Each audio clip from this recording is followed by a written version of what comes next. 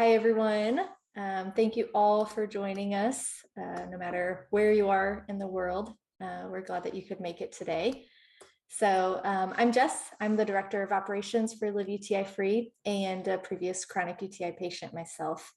I'm excited to be here today with our founder and CEO, Melissa Kramer, and Dr. Alan Wolfe, Professor of Microbiology and Immunology at Loyola University Chicago, and co-founder and co-director of the Loyola Urinary Education and Research Collaborative, or LUBREC.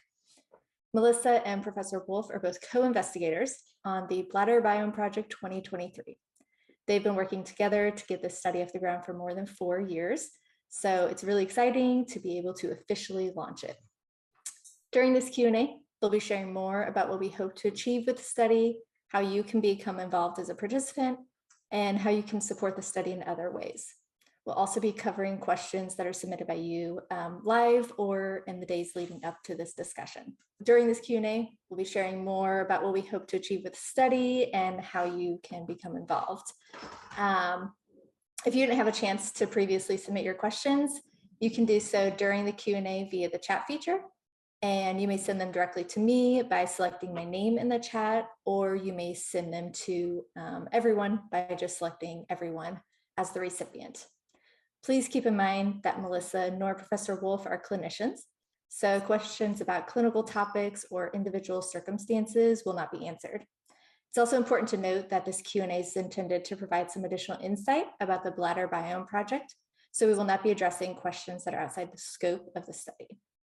So as I mentioned, we've already collected a number of questions. We'll get through as many as we can today. And then if we're able to, we'll answer additional questions with written responses in a later email. Begin with some questions around the background and logistics of the study so that anyone who's not familiar with it yet can learn more before submitting their questions. So the first question we have is for Professor Wolfe. From the perspective of your team, what is Bladder Biome Project 2023? And can you share some insights on what you're hoping to discover through this work? Thanks, Jess. This project is designed to obtain a view of the urinary microbiome of individuals with recurrent UTI, chronic UTI, relative to asymptomatic controls, what most people would consider to be healthy. We now know from the work over the last decade that the old dogma about the bladder and urine being sterile is wrong.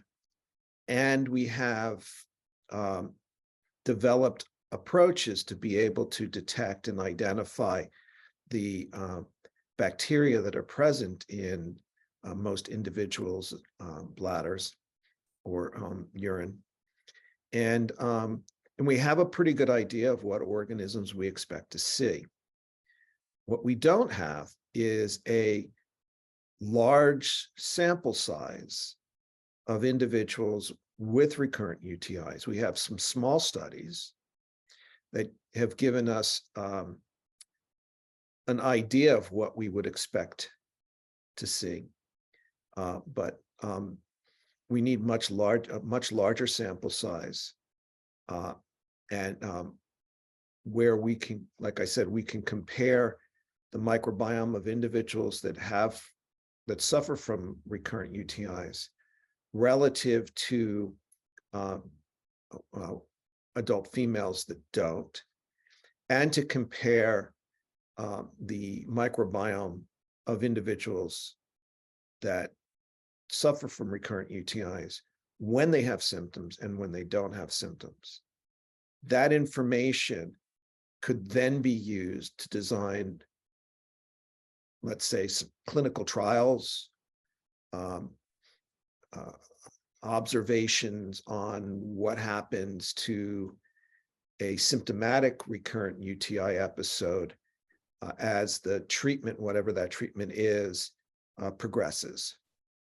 Ultimately, the whole idea is to do a better job of diagnosing and treating individuals with these problems. Absolutely. Thank you for explaining it. And of course, we look forward to what this will eventually show. So we've been receiving some questions about what participation in the study looks like and how long it might take. So Melissa, as part of the study design team, can you provide some insights here? Yeah, sure. So, as Alan mentioned, we're looking to compare people who experience recurrent UTI with people who do not. And in this study, we have three different cohorts. The first cohort is called the longitudinal group, and that group of people will be asked to collect a urine sample every day for 40 consecutive days. And each day that they collect a sample, they'll be asked to complete a questionnaire, which tells us a bit about their symptoms and any medications they might be taking, along with other things that might impact their quality of life. The second cohort is the cross-sectional group. In this group, people will be asked to collect a sample on a day when they are experiencing symptoms, and then again on a day when they're not experiencing symptoms. And on each of those days to complete a survey that's very similar to the one for the longitudinal group.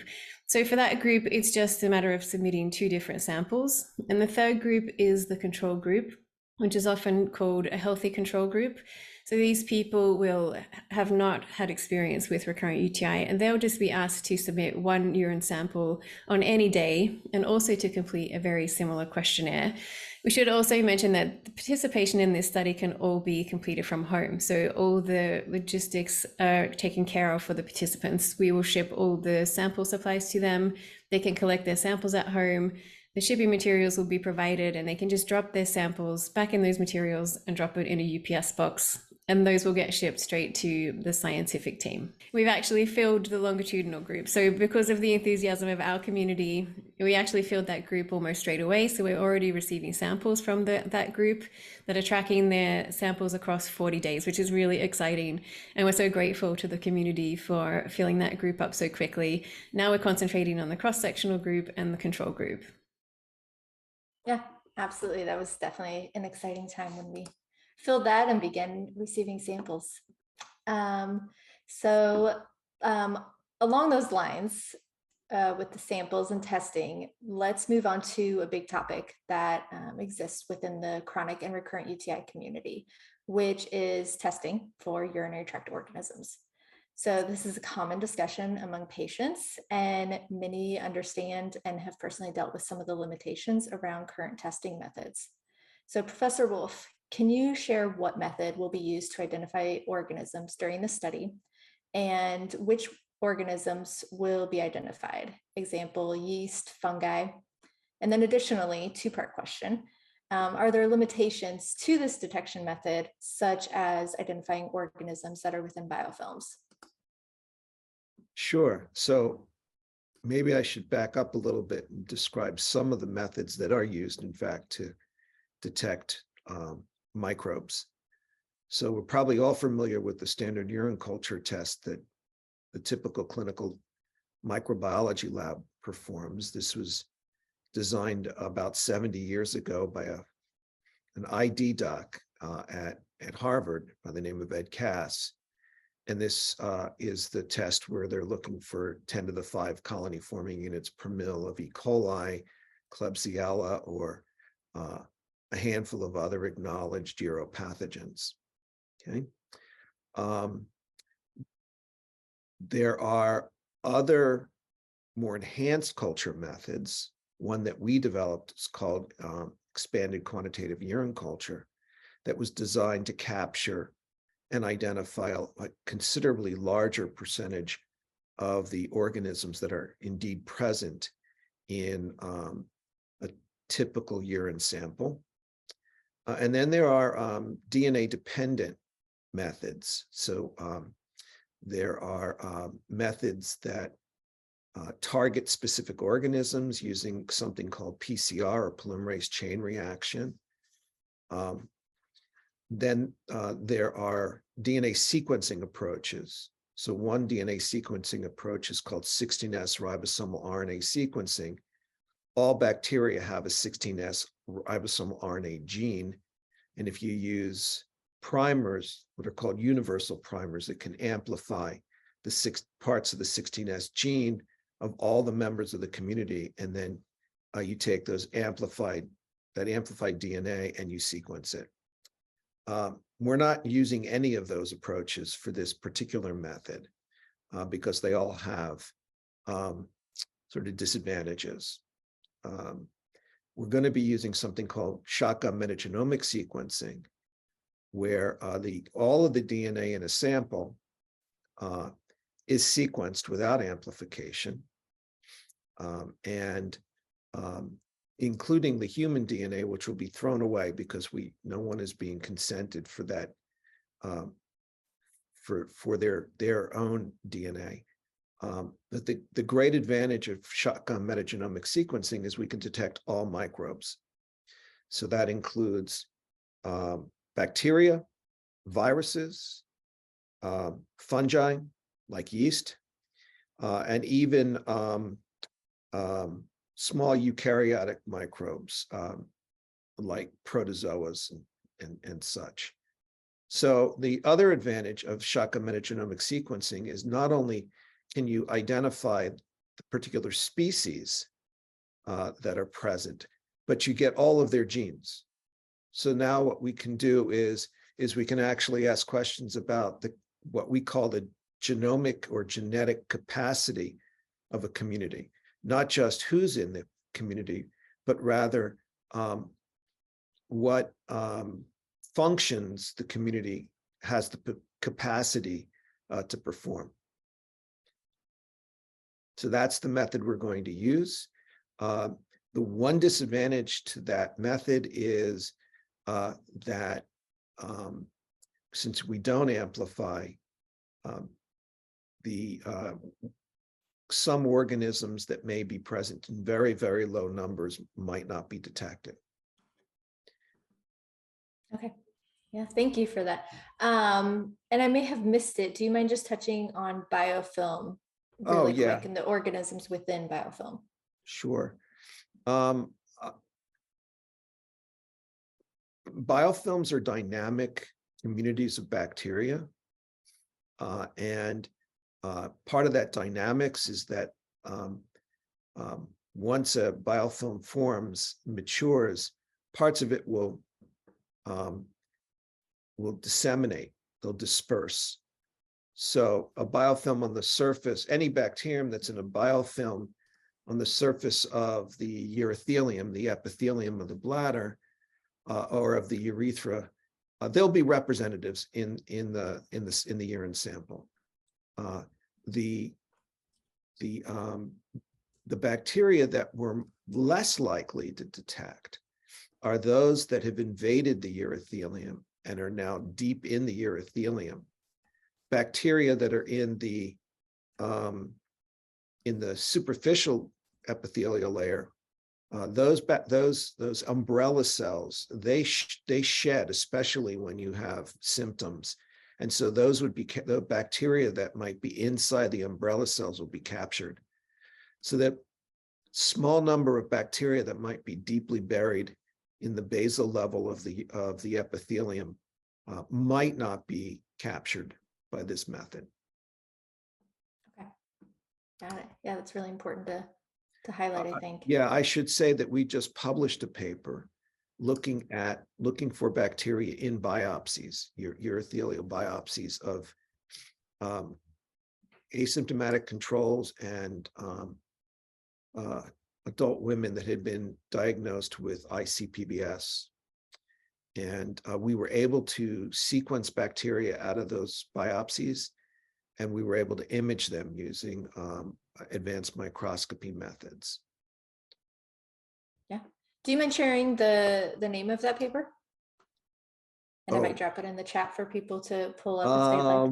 I actually don't know the title offhand. We can always send it out whenever we send out the follow-up email. I'm the first author because it was my idea, and I pretty much ran the whole thing.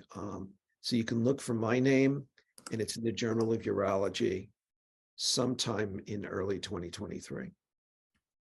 All right, got it. So that was an important paper because it showed that the bacteria that we were detecting in urine was a reasonable proxy for the bacteria that we detect actually in the tissue. Yeah, absolutely. All right, so we're gonna jump to a little bit more to logistics and inclusion, exclusion criteria around this study now. So we've seen some disappointment among the community about people being excluded from the study, and the speculation that this may be because they have chronic UTI or IC, but this is actually not the case. So Melissa, are you able to help clear this up? Yeah, sure. So we're actually recruiting from both of those subgroups of patients. We're specifically looking for a subgroup of people who do have an IC diagnosis, and chronic UTI does not exclude someone from the study. And the aim of the study is really to better understand all these potential subgroups within the UTI community. So we have target numbers for a number of these different patient characteristics. And we've already enrolled a bunch of people that do have a diagnosis of IC or chronic UTI in the study. So that alone would not make someone ineligible for joining the study. So it's really important, if you are interested in participating in the study, that you complete the screening questionnaire, because that is the best way to discover if you are eligible. And as we do fill some of these subgroups, people who are eligible for those groups will be put on a waiting list. And if a spot becomes available, we'll get in touch to let them know that they can participate. Yeah, thank you. And let's see. So as many of you may be aware, our community is quite global. And so we've heard from a number of people in multiple countries who would have liked to participate in this study. So Professor Wolfe, can you explain why this study is limited to the US mainland? Well, really several reasons. One, the study was designed primarily during the pandemic. And we had no idea when we would be able to get samples mailed around the world.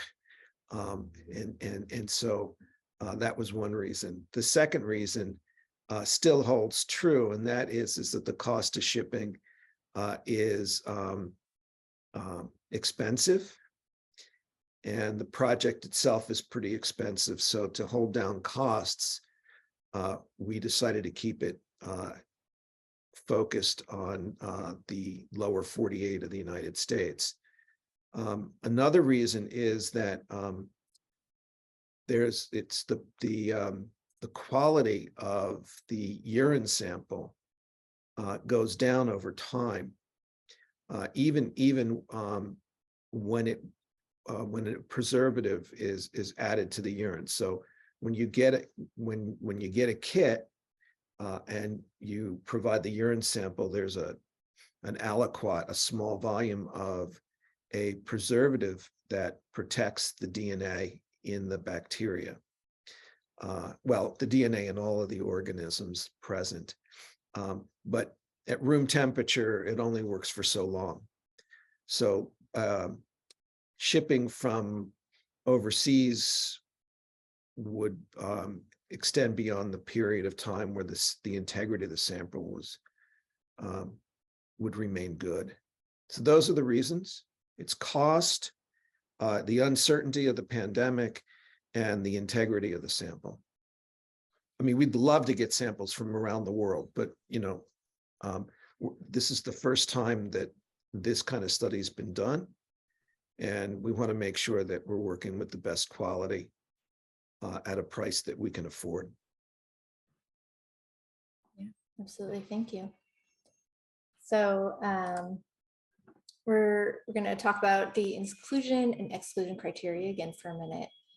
So this study has inclusion criteria that are very similar to other studies in this field of research, and certain health conditions may exclude people from participating. Melissa, can you share more about this and whether people with additional health conditions should still complete the screening questionnaire? Yeah, I think the answer is still the same, that it's best to complete the screening questionnaire to find out if you're eligible, because many health conditions won't exclude someone from participating.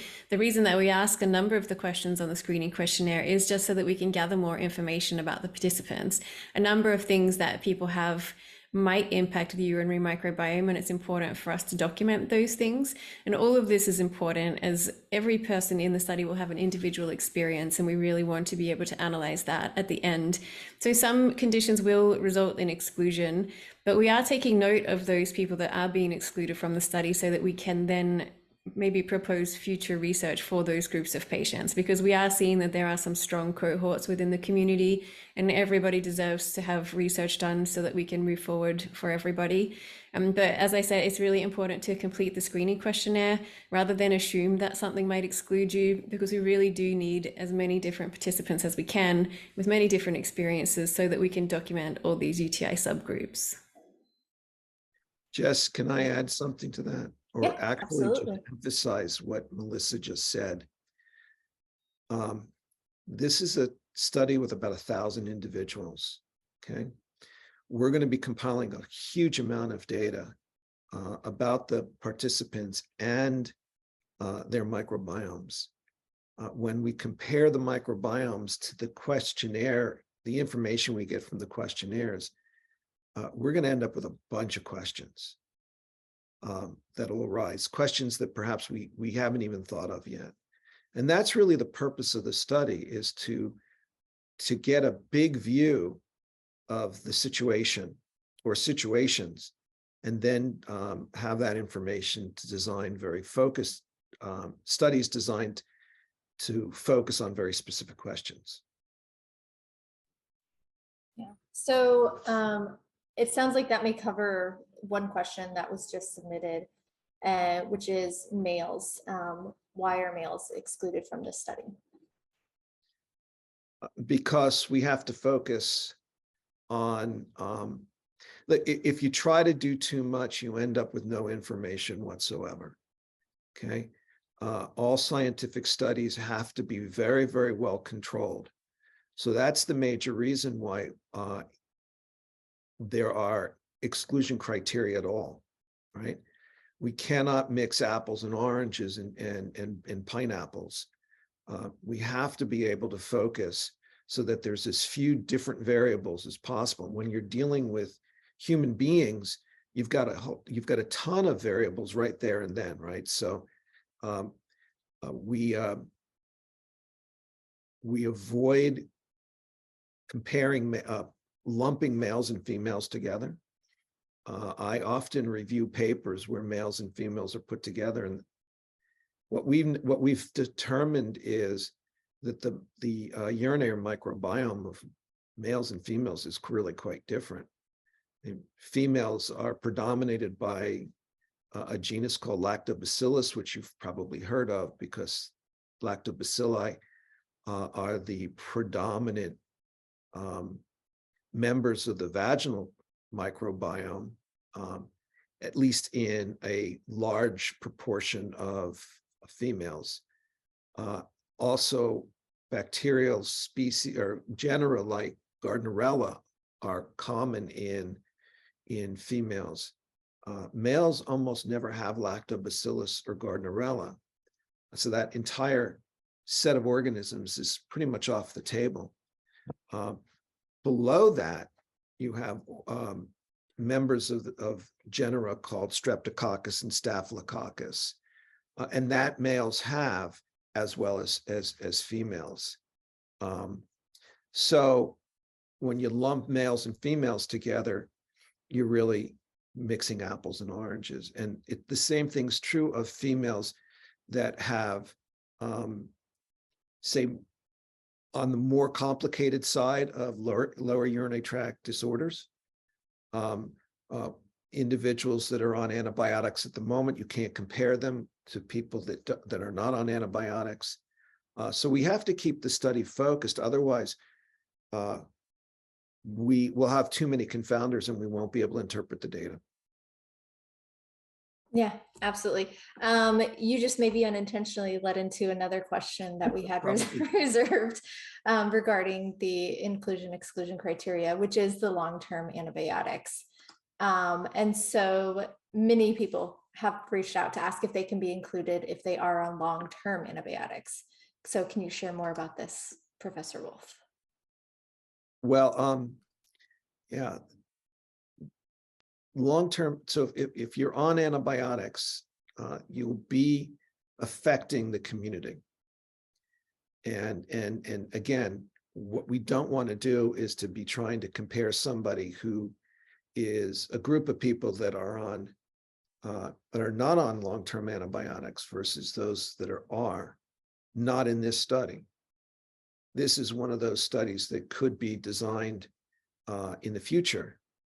Once we know what the non-antibiotic communities look like, and we have a pretty good idea, we can use that as our baseline, as our control, and then ask, well, what happens, right, when you're on long-term antibiotics? Is the community, the bacterial community, or the entire microbial community really quite different if you're on long-term antibiotics? And then, of course, the question is which antibiotics? Because antibiotics work differently.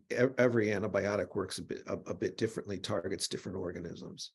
No, I have something to add to that too, Jess, because Professor Wolfe and I did discuss this in the beginning, and we did decide to include a cohort of patients who are on long-term antibiotics, but they have to be patients that still experience episodic symptoms so that they fit the rest of the criteria for the study. So we are recruiting still people that are on long-term antibiotics as long as they will be able to collect a symptom day and a non-symptom day. That's a small group of the study, but if there's anyone listening now that would be eligible for that group, please feel free to complete the screening questionnaire. And then, like Professor Wolfe said, we'll look to do a bigger study in the future that is specifically around that group of patients, because we have documented that there are a lot of people applying for the study that fit that criteria. Yeah, thank you for expanding on that, Melissa. And thank you, Professor Wolfe, for all of your insight into the inclusion-exclusion criteria. So let's see, I think we're going to jump to some questions that have been submitted live. And I'll try to categorize them as best I can, but they're also coming in, so we'll work with what we have. So let's see, Melissa, can you explain the protocol for someone who may be traveling outside of the country during the study, or even within the country during the study? Basically, they don't currently have a home base, excuse me, a home base while the study is ongoing. Okay, so for the longitudinal group, that would be difficult for anyone that's already enrolled in that group, because you do have to collect a sample on 40 consecutive days. So you need to be able to have the kit materials with you to collect those samples. You then freeze the samples each time you take them, so they can be stored, and you send 20 back at a time in the materials. But moving around would be difficult for that group. For the cross-sectional group, because you're just collecting one sample on a day when you have symptoms and another when you're not having symptoms, you could potentially carry a kit with you, and the return shipping labels allow you to ship the kits from anywhere within the States, not from outside the country though. So you would still have to be within the States. As long as we have somewhere to ship the kits to in the first place, then your participation would still be possible. And the same goes for the control group. As long as you're within the States when you ship back your sample, and as long as you can ship back the sample on the same day that you take it and not on a Friday, because we can't have samples being delivered over the weekend. Right. Yeah, absolutely. My team gets the weekend off sometimes. So let's see, we got a question related to asymptomatic bacteria. So Professor Wolfe, from what we currently know about the microbiome, are organisms such as E. coli, Klebsiella, and other organisms that are considered pathogenic considered to be a normal part of the urobiome if someone is not experiencing symptoms? Right. So the studies that we've done over the course of the last decade show that there are individuals that where their microbiome contains what are acknowledged or accepted as uropathogens. A good example is E. coli.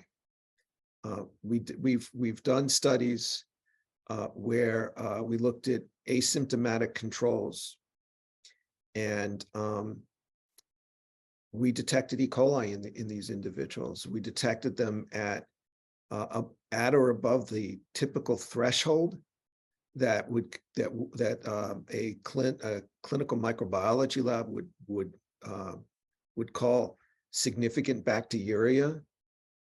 And if that person had symptoms, that would be considered to be a diagnosis of a UTI. But these individuals have no symptoms. What's true of E. coli would be, and I should say that being colonized by E. coli tends to occur more often in females that are older. And as women age, they're more likely to become highly colonized with E. coli. So now the question is, well, how is it that you could have E. coli in your bladder and not have symptoms, or Klebsiella or Proteus, or a whole number of different organisms? And the answer is very simple, actually. There are two types of pathogens. There are professional pathogens and there are opportunistic ones. Okay, so what do I mean by a professional pathogen? Well, SARS-CoV-2, the cause of COVID, is a professional pathogen. It's an invader from the outside. We don't normally have it. We don't normally carry it in our bodies. It invades from the outside. Cholera is a professional pathogen. Nobody wanders around with cholera in their body unless they've got symptoms, right? So I think if you thought about it for a moment, you'd all be able to identify a few microbes that you're aware of that are true invaders from the outside. These are professional pathogens. We have not seen a single professional pathogen in anybody's urine.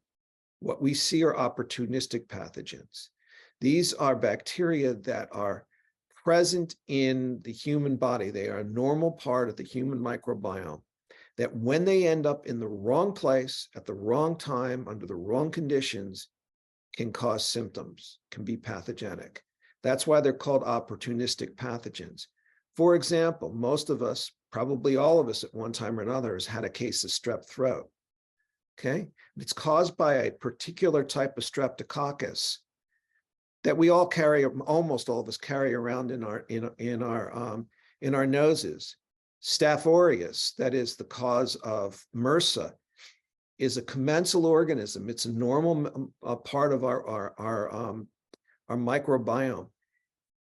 If it gets in the wrong place, or if an individual becomes immune compromised, and I don't necessarily mean that you're on immune suppression or that you are you have an autoimmune disease. You just may be under a lot of stress, or you're sick with something else, and your defenses are down. And now what happens is there's a disruption, or what we call a dysbiosis of your microbiome. So you could easily imagine that someone could be carrying. Oh, and one other thing is, just because a species contains pathogens.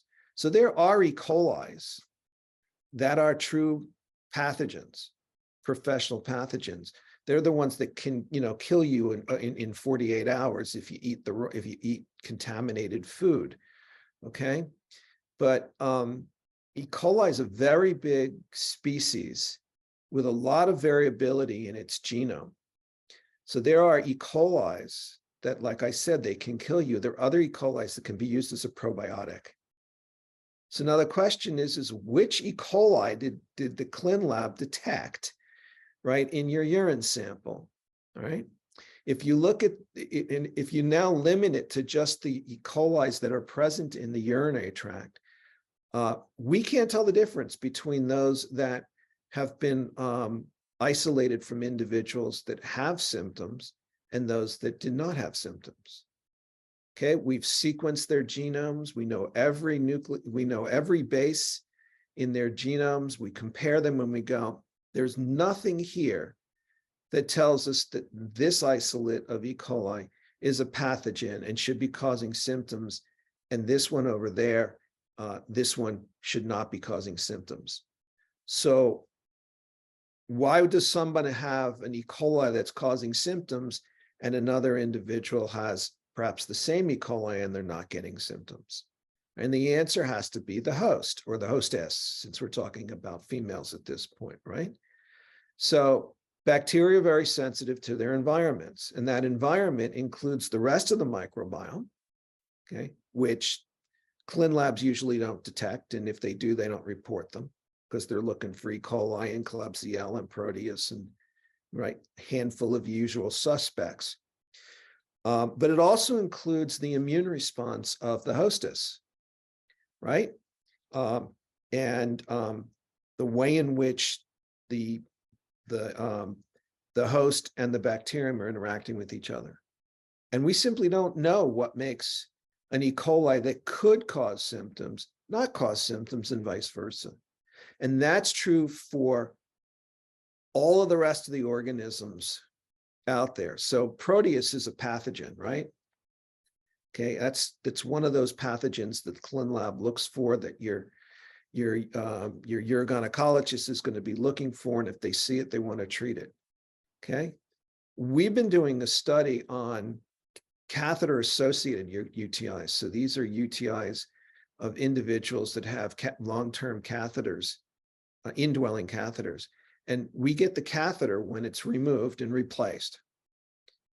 And we detect Proteus and other pathogens or opportunistic pathogens like Enterococcus faecalis on those catheters. And they're just coated with these bacteria. And yet the individuals that we're studying, by the exclusion-inclusion criteria, they can't have symptoms. These are all asymptomatics, right? And yet, when we look at the cultures and the DNA sequencing, and we go, my God, look at all this Proteus here, and yet they don't have any symptoms. So the question, of course, is why would someone who has Proteus, lots of Proteus on their catheter, not have symptoms, where the guy next door, the person next door, actually has a CAUTI, and it's associated with the detection of Proteus. So yes, it's quite easy. I mean, look, asymptomatic bacteria was a term coined back when everybody thought that the bladder was sterile. If everybody has a microbiome, then what does asymptomatic bacteria actually mean? It has to be redefined. Okay, and it has to include the observation that there's a whole bunch of opportunistic pathogens that only a handful of people know exist. My group is one of them, right? But the clinicians don't even know about them. We're actually writing a review, a 10,000-word review on what we're calling beyond the usual suspects. And it's a discourse on all of the bacteria that we see in urine samples that we think should be at least suspected of being uropathogens under the right conditions, right? Not by invasion so much as by dysbiosis, right? A disruption of the normal, whatever that individual's normal microbiome looks like. Yeah, thank you. So to kind of wrap it up for everybody, this explanation of bacteria and uropathogens in the bladder that may not be causing symptoms, is this something that you hope the Bladder Biome Project will provide insight into? Absolutely. We want to know we want to know what those communities look like in women who experience recurrent UTIs and asymptomatic women with like I said, a large sample size, right? It's about 700 plus 300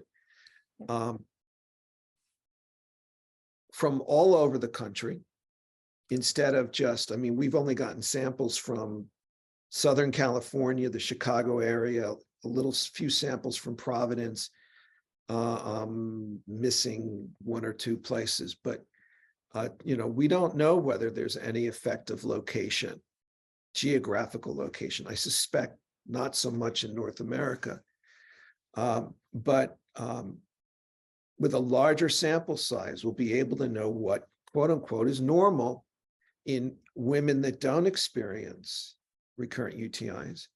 What is generally normal when someone who does suffer from recurrent UTIs is not having symptoms? And how does that community change or not change when they are having symptoms? I mean, here's a good example. If you've got 700 individuals that give us 2 samples, one where they're not having symptoms and one where they are having symptoms, we might actually see a pattern that's that's common, or a series of several different patterns is more like it, of how things change when they go from being symptomatic to non-symptomatic, asymptomatic to screwing that up, asymptomatic to symptomatic. I mean, that's the hope, right? And that would have to be based upon the probability that the individuals that have recurrent UTIs but are asymptomatic have a microbiome that it does indeed differ from those that don't suffer from these UTIs. Yeah, it's all very, very exciting. Okay, so let's see. We've received some additional questions. So Melissa, will it be possible for participants to access any of the data from their samples? Yeah, so our intention with the study is to provide each participant with a cohort report, which we don't know what that will look like at the moment because, as Professor Wolfe said, we're looking for patterns and we have to wait until we get the samples in to be able to analyze that. But we're envisioning something where we can tell people what kind of group they belong to. So maybe there's dominant bacteria in certain groups and maybe people belong to that group, or maybe the patterns that we observe are about what happens when they're not having symptoms, and we may be able to categorize people in that way too. So once we have all the data in for the study, everyone that participates will receive a report that explains as much as we can to help them understand where they fit within the rest of the UTI community. Thank you.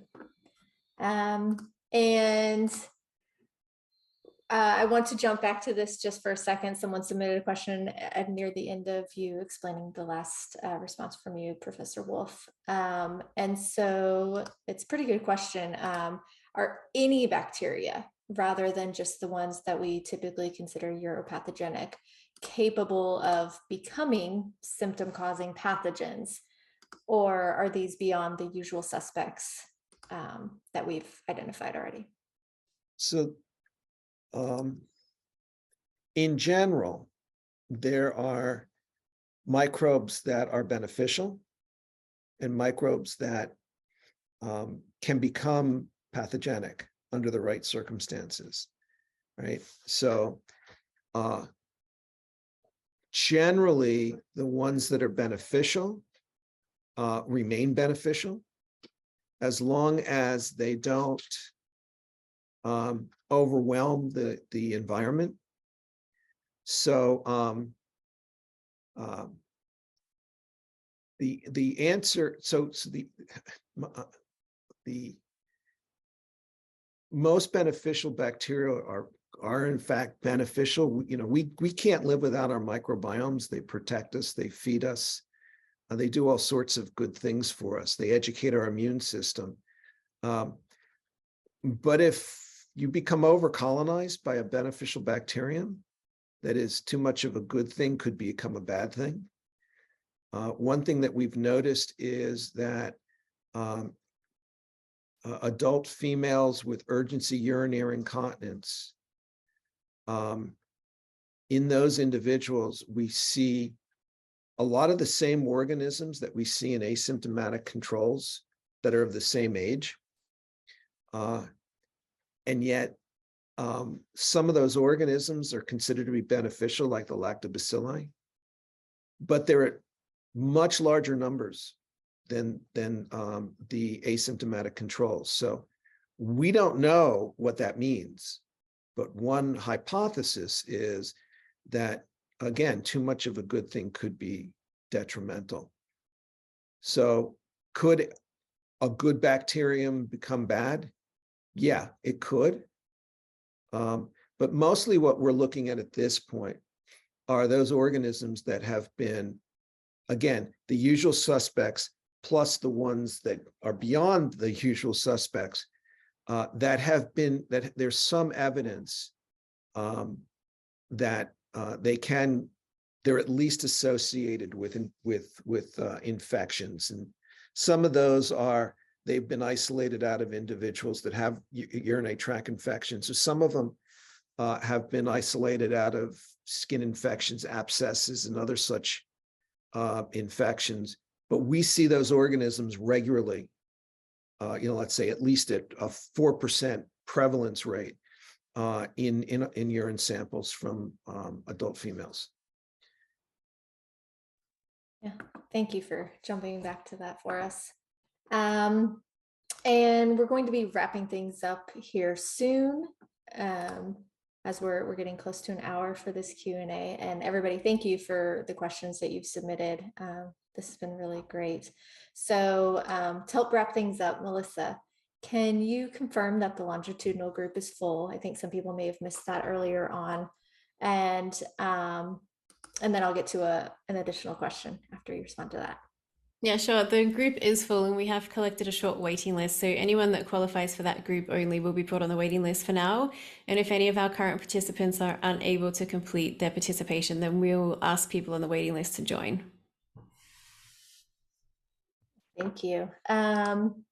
And for those who may be in the cross-sectional group, they're currently experiencing symptoms, but they may begin experiencing symptoms. Maybe they qualified for the cross-sectional group whenever they joined the study, but they develop symptoms and the symptoms have not gone away as of this moment. So essentially, what action should they take if they don't have an asymptomatic day to collect that sample? That's a good question. We are anticipating this will happen for some people because it's very unpredictable when you will experience symptoms or not. So there's no time limit on when you could collect the symptom-free day if you actually get to that point.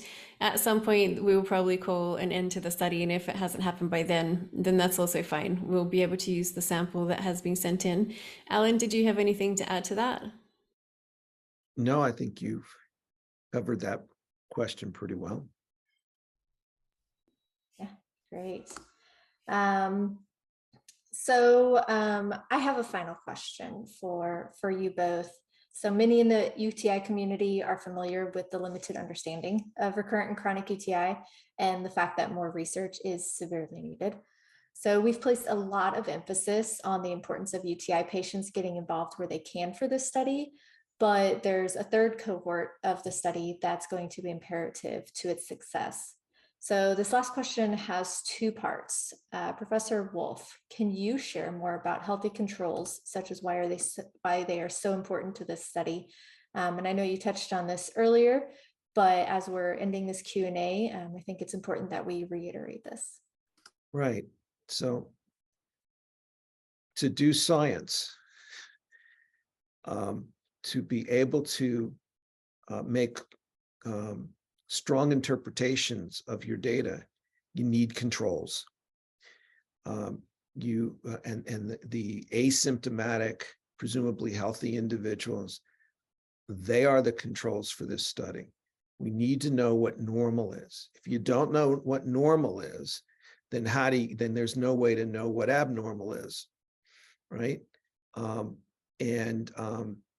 So I mean, that's it. It's as simple as that. We have to have a comparator. And the size, the group is large enough that it being a cross-sectional study, that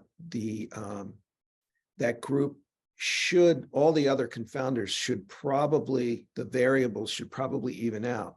We have to make sure, for example, that our controls on average are the same age and menopause and hormone status as the individuals that are in the affected group. For example, if we had a control group that was on average 40 years old and a affected group that was on average 60 years old, there would be no way to know whether the differences that we're seeing is caused by the fact that one group suffers from recurrent UTIs and the other one doesn't, or whether it's just simply an age difference, a hormonal difference perhaps, right?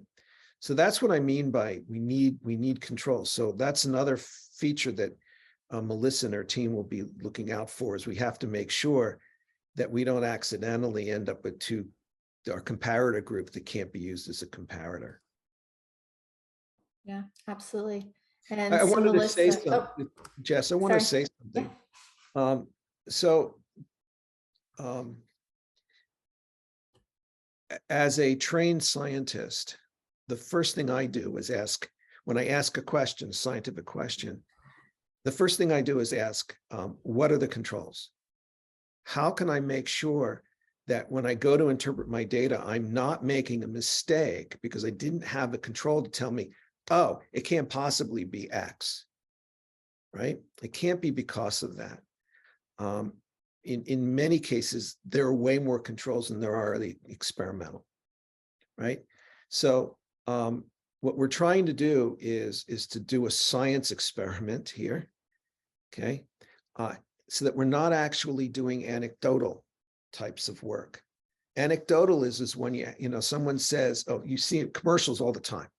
There's one that we see here all the time about one that makes you think better. And these people, you have people doing testimonials about how they take this supplement and now they think better and it's usually older people, right? But that's an anecdote, right? I mean, they may feel like they're thinking better and they may not be, or they think better because it's a placebo effect, right? To really know whether or not this supplement actually does anything, you'd have to have a group of people that are well controlled. They're the same age, the same gender, the same sex. They're all sorts of different things. And then one group gets a pill and the other group gets a pill and they don't know what pills they're taking. And the scientists and the participants are completely blinded to who's getting what.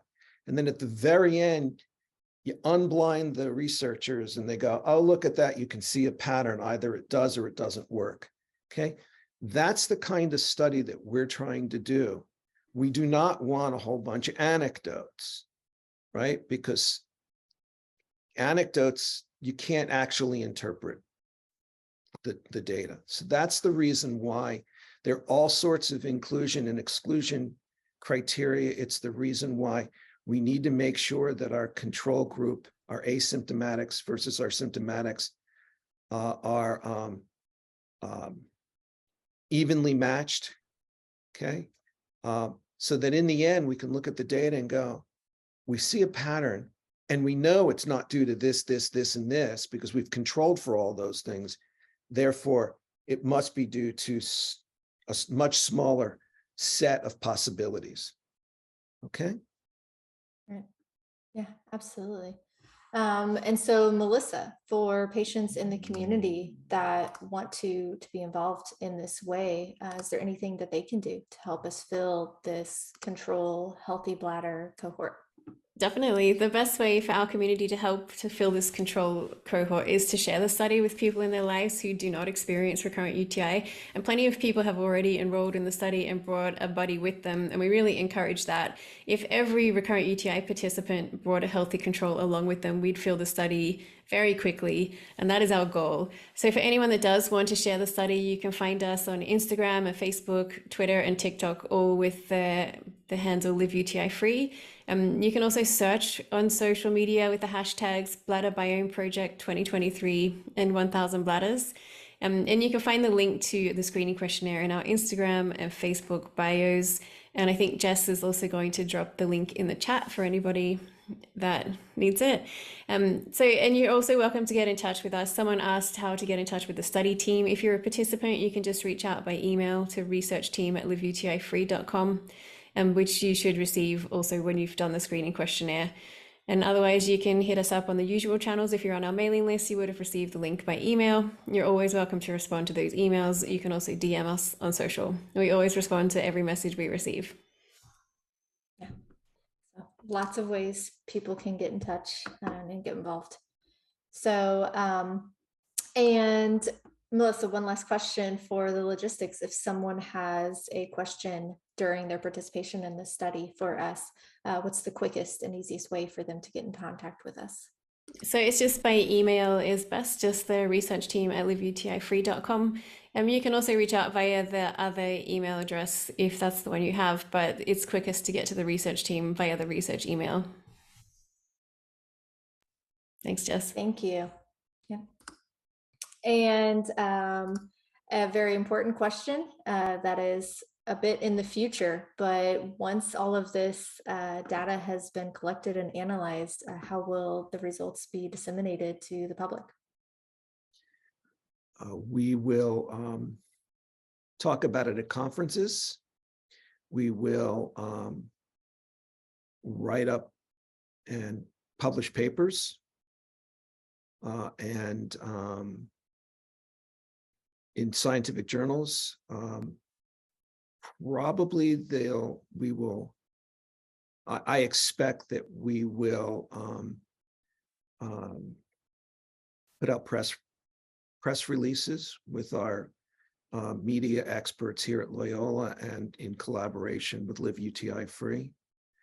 The point is to get the information out there. I should point out that it will take a while. And when we're done, the amount of data will be massive. And so it'll take a lot of time to go through it. So it's not a matter of months. It's going to be more a matter of a couple of years or so. Yeah. And once it's out there, hopefully, depending on the analysis and results, it'll have a huge impact for this community. Sure hope so. So Professor Wolfe and Melissa, I appreciate you both taking the time to share more about Bladder Biome Project 2023. And thank you to everyone who attended and participated in this Q&A today. There's been a lot of good discussion happening around the study, both here and on other platforms. So that's really great to see. I hope the information shared today highlights the potential impact of this research and gives you some additional clarification on how you can be involved, whether that's as a participant or by encouraging others to participate. So we'll be sharing responses to questions we were unable to get to via email. Also in that email, we'll be including a link to this recording and sharing it on our social channels as well once it's available. So be sure to look for that. And of course, share the link with others, share the screening questionnaire link that I added to the chat, and always include the hashtags 1000 bladders and Bladder Biome Project 2023. So thank you all for joining, and thank you both again. And thanks everyone. We'll speak to you soon.